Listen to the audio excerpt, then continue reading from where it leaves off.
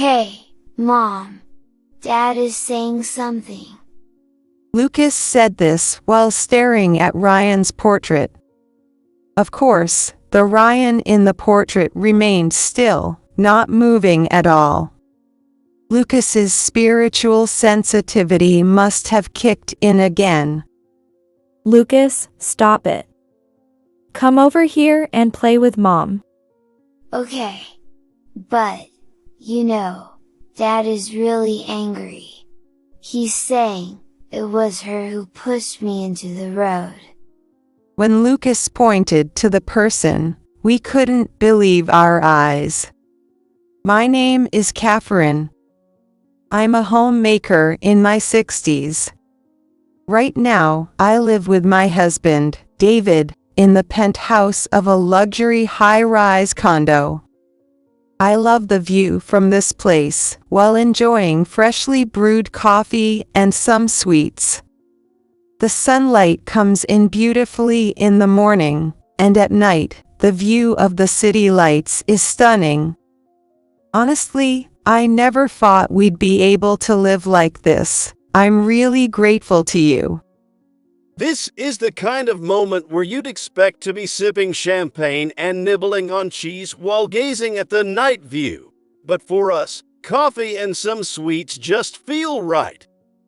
We haven't always lived this dream-like life. It's only recently that we've been able to enjoy this lifestyle. My husband, David, is now the CEO of a major corporation, but the road to get here was anything but smooth. We got married in our 20s, but neither of us came from wealthy families, so we had no choice but to make our own way financially. David worked late every night, and I took on part-time work cleaning offices while raising our child to make ends meet. I'm sorry for all the hardship. I promise that one day I'll make things easier for us. So let's keep going. Don't worry. I'm here to support you. Let's do this together.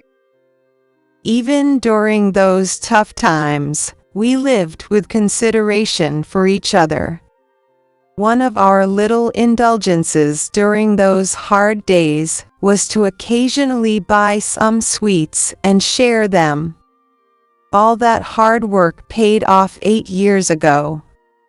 David, who always had a knack for his work, was promoted to the board of directors after years of dedication.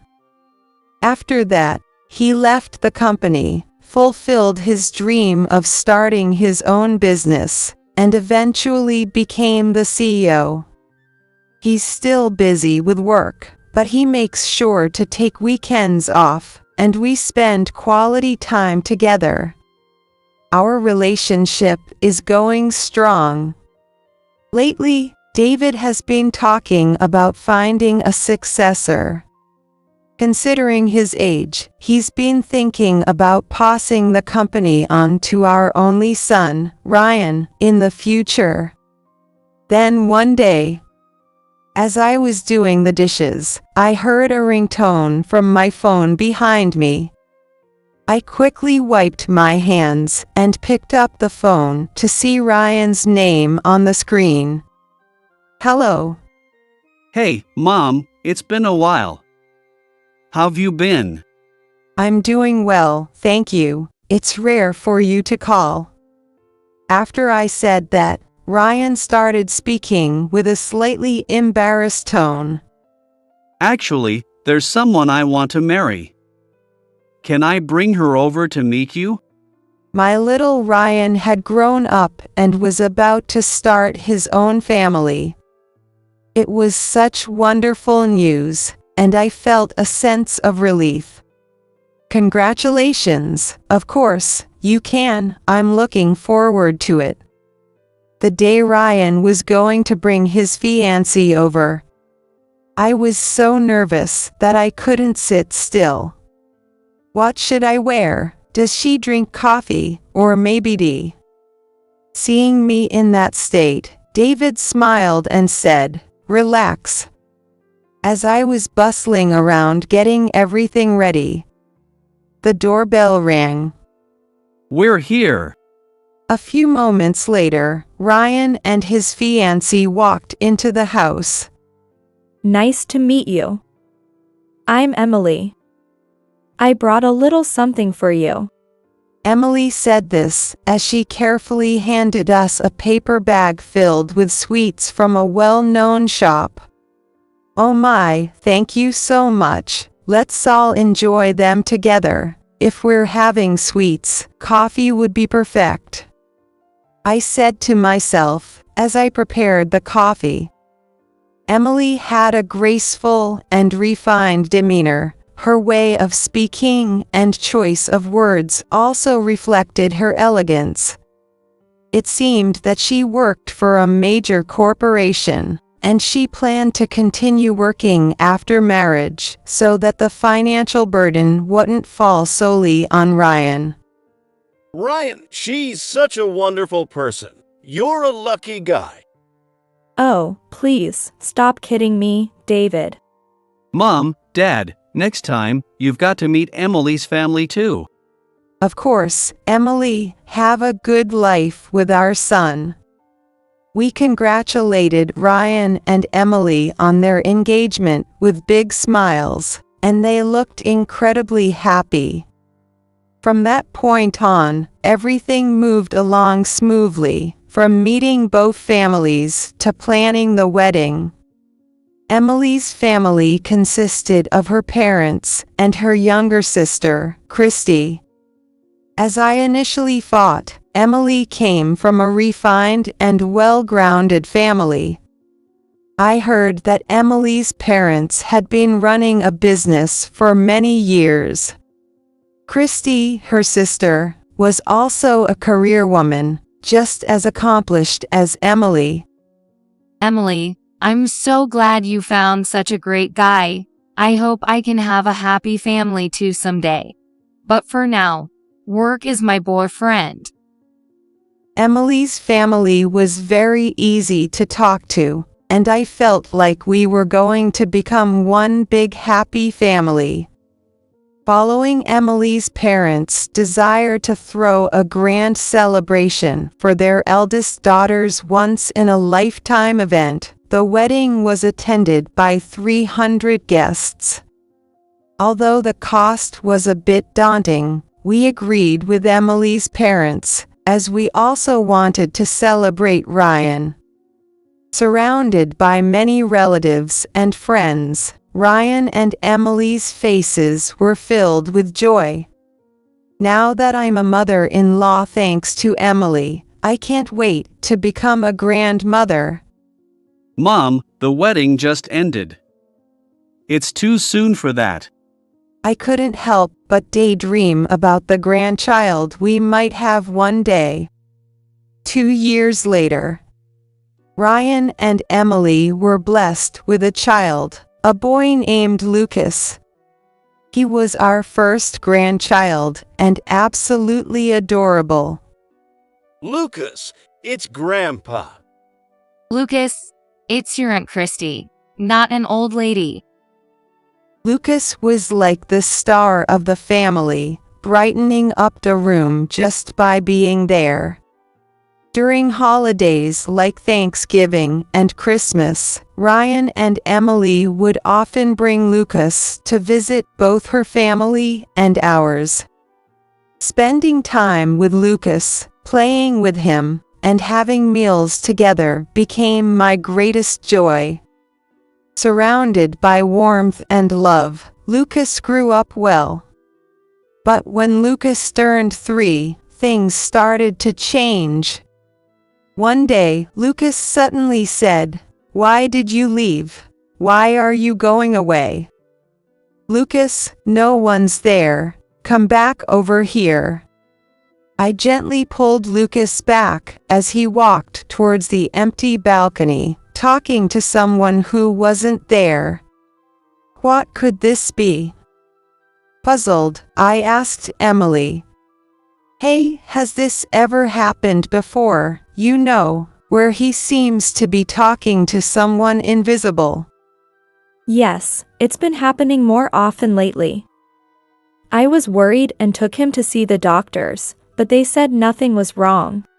They say that even kids can have strong spiritual sensitivity, which can cause behavior like this. We'll just have to keep an eye on him. Lucas was so precious to me.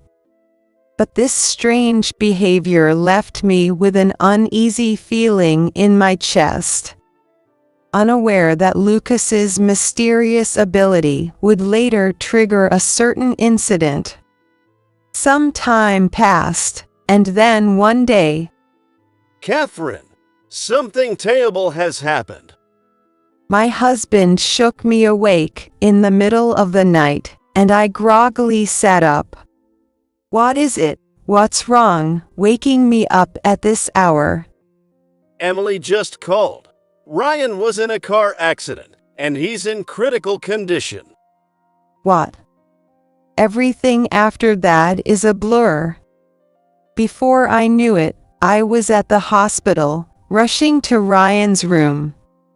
But Ryan had already passed away. Ryan.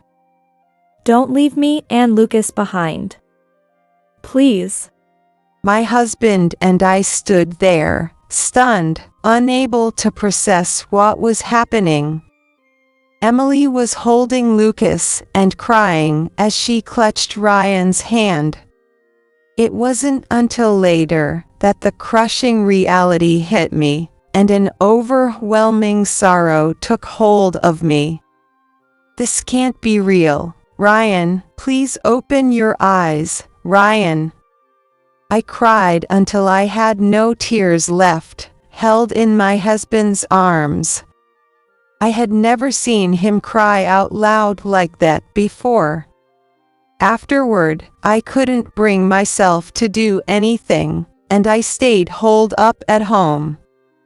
At first, everyone around me was also consumed by grief, struggling to eat or sleep.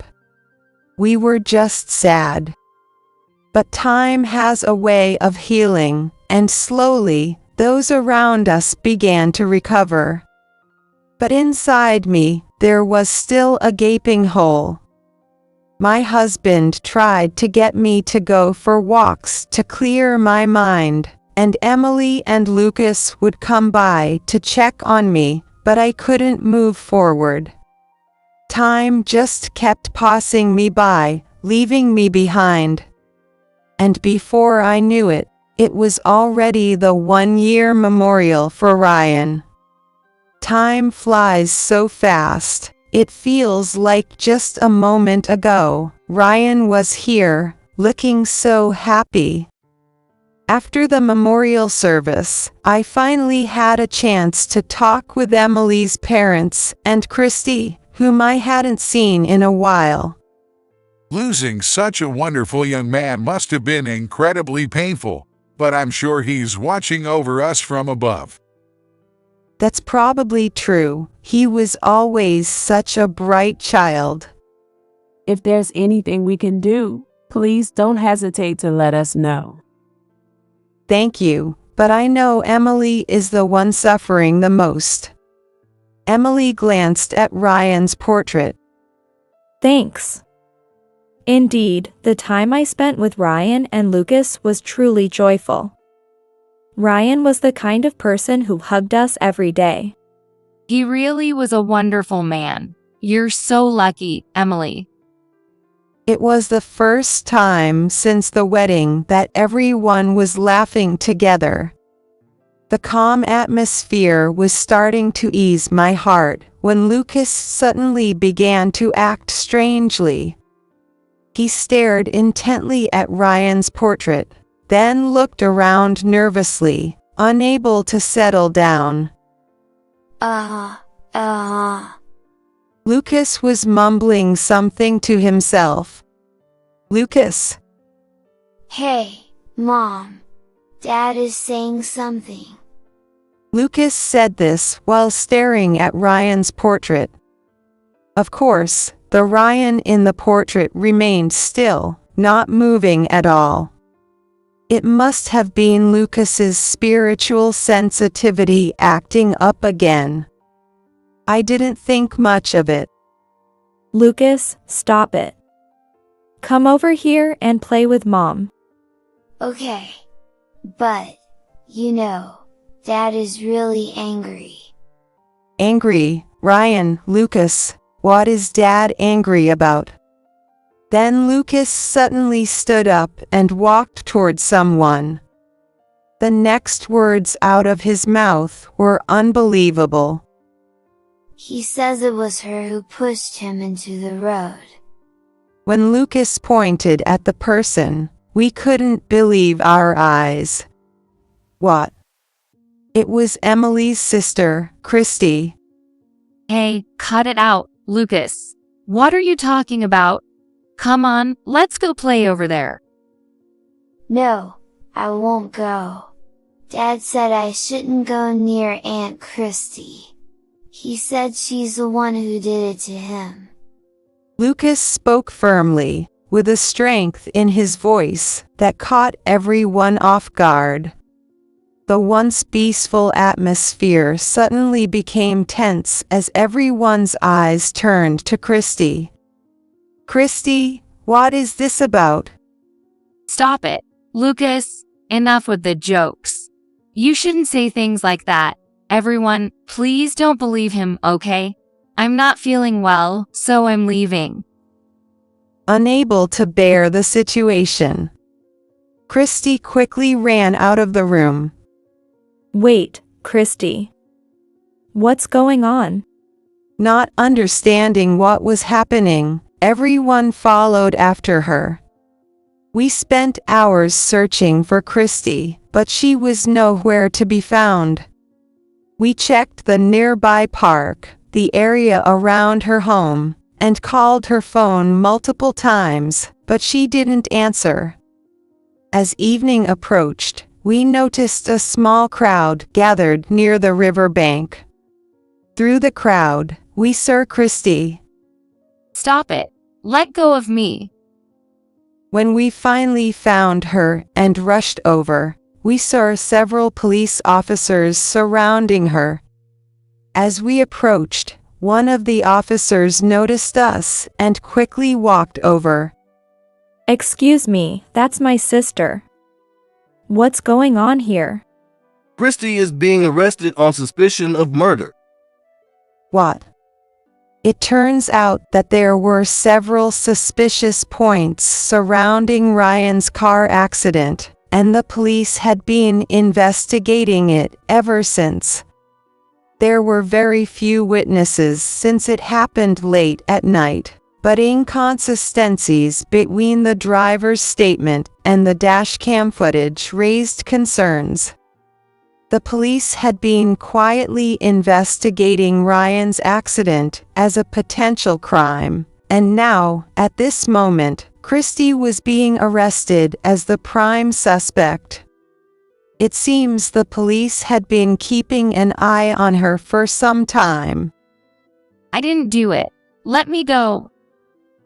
Christy's parents could only watch helplessly as she was taken away, struggling against the officers. Watching Christy being taken away, we all stood there in disbelief, as if we were caught in a bad dream. After Christy's arrest, our spirits were completely drained. Ryan's accidental death, followed by Christy's arrest. It was no wonder we were exhausted after such a string of events in just 1 year. But why was Christy, a member of our own family, the culprit? During questioning, Christy reportedly said, When my sister first introduced me to Ryan, I thought, I want him for myself. I kept telling Ryan to date me instead of her, but he never even glanced my way. So, I wanted him gone. It was an act driven by Christy's jealousy towards Emily, a selfish and cruel crime. Learning this, Emily was utterly devastated, her mental state taking a severe toll. She had lost her husband to her own sister, who was now in police custody. Christy remained silent after that, and while it was clear her actions were selfish, many details of the incident remained unknown as time went on. Both families were shrouded in a dark cloud, but we had to keep living, facing forward. Over time, everyone stopped talking about the incident. One day, as my husband and I were relaxing in the living room, he broke the silence. You and I are both nearing our 70s. I always wanted Ryan to take over for me, but now, I think it's time to pass the company on to the next generation. Let's spend the rest of our days living quietly together. What do you think? You're still full of energy, but with everything that's happened, maybe a quieter life wouldn't be so bad. Though he had kept up a brave front, my husband was undoubtedly tired inside. After discussing it together, he decided to step down from his position and entrust the company to a new successor. A year later, David, I'll do my best starting today. Emily, I'm counting on you. yes, the position of CEO had been passed on to Emily. And with that, we decided to start living together as a family of 4, my husband, Emily, Lucas, and I. Catherine, I really appreciate you looking after Lucas. It's no problem. I'm sure work is going to be tough for you now, Emily. We're happy to spend time with Lucas, so please lean on us. Thank you so much. After Ryan's death and Christy's arrest, Emily was plagued with guilt and constantly expressed her desire to help us in any way she could.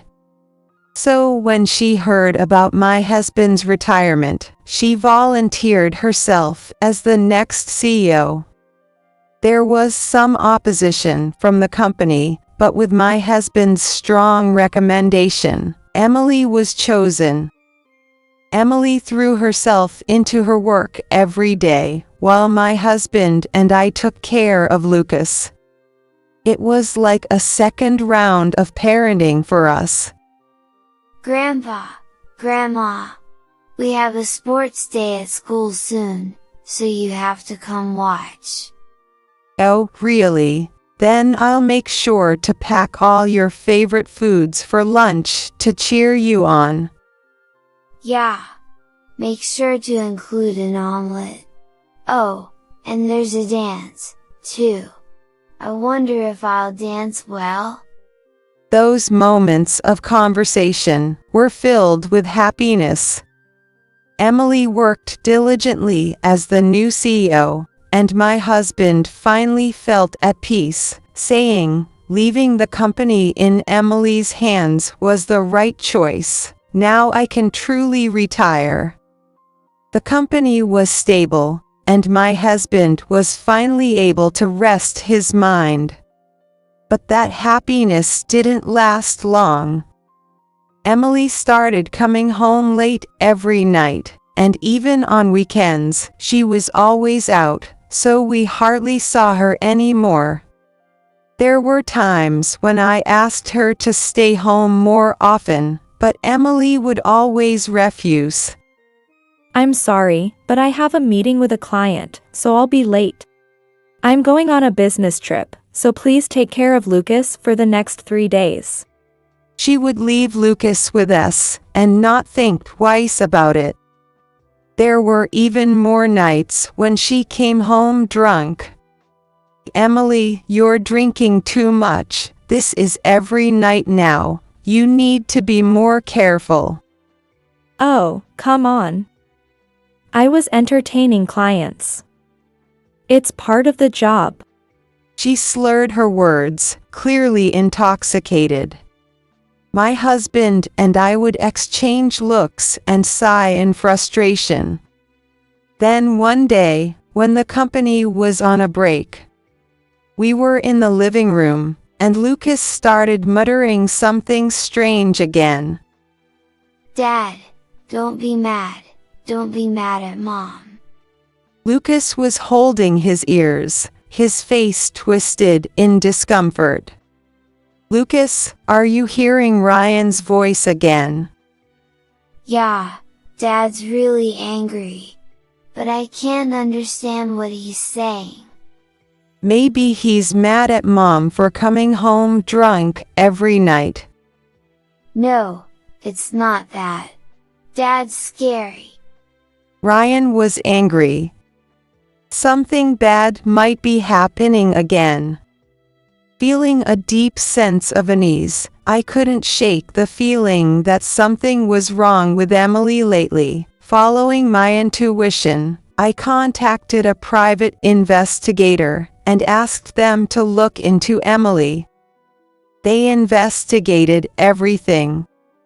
Emily's actions after leaving the house, her supposed business trips, and the restaurants where she had meetings.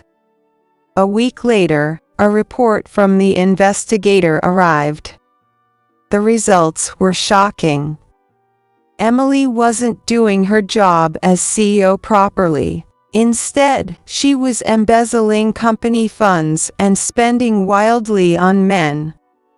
She would book luxury hotels with men under the guise of business trips and charge everything to the company's credit card. She was also splurging on designer goods.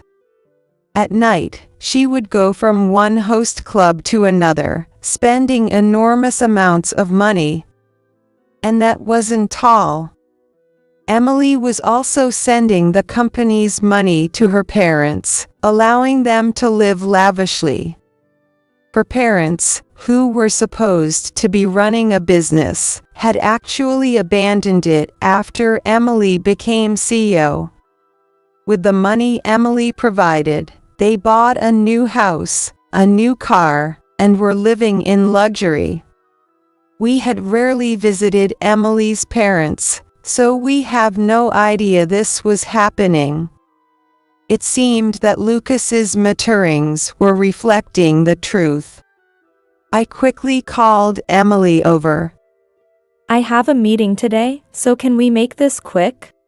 Without a word, I handed her the investigation report. Take a look at this. What on earth were you thinking? Oh, so I've been caught. Fine, I'll tell you everything. Emily admitted the truth without hesitation, wearing a sinister grin I had never seen before as she continued speaking.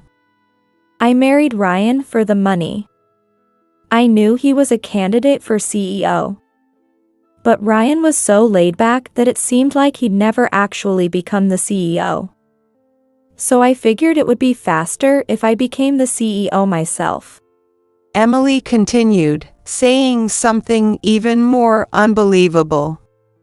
Oh, and I was the one who told Christy what to do. I never expected her to get caught, though. Christy tried to cover for me by saying she acted alone, but this is the real truth. My anger reached its boiling point. What do you think Ryan was to you? This is despicable. Because of you, Ryan is dead. The real despicable ones are you people. Flaunting your wealth and privileged lives. I grew up poor, so I deserve to enjoy myself for once. And my parents are happy too. Emily showed no remorse, and my anger only grew stronger. Your whole family is unbelievably selfish. To kill Ryan just to satisfy your greed. You're not even human. We've been left with scars in our hearts. Only fools get tricked. I had no idea you were this bad.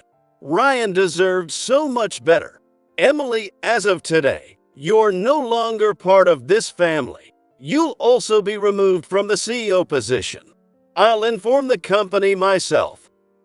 Get out now. I'm calling the police. never come back here again, you'll pay for your crimes."